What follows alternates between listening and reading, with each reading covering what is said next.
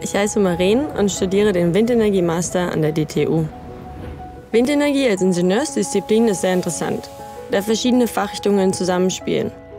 Aerodynamik, Maschinenbau, Regelungs- und Elektrotechnik, außerdem Physik und Projektentwicklung. Es wird nicht langweilig, jedenfalls für mich nicht. Wenn ich den Wind nicht gerade studiere, benutze ich ihn zum Surfen. Wenn ich auf dem Wasser bin, konzentriere ich mich nur auf die Natur, das Wasser, meinen Drachen und den Wind. Normalerweise fahre ich mit dem Rad zur DTU. Das weckt mich morgens auf. Nur wenn es stark regnet oder stürmig ist, muss ich zugeben, bin ich dafür zu bequem. Die Tage an der DTU sind sehr geschäftig. Jede Stunde ist geplant.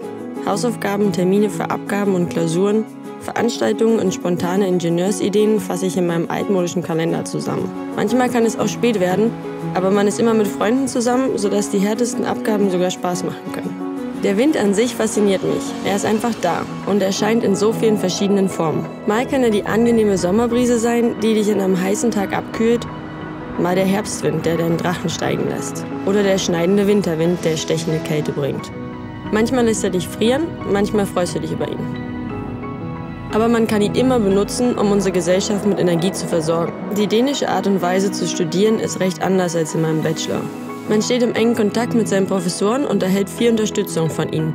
Man kann einfach an der Tür des Profs anklopfen. Hausaufgaben werden in Gruppen bearbeitet, dabei lernt man, wie man mit Leuten umgeht und sich und die Gruppe selbst organisiert. Was mir besonders gut gefällt, sind die sogenannten Special-Kurse.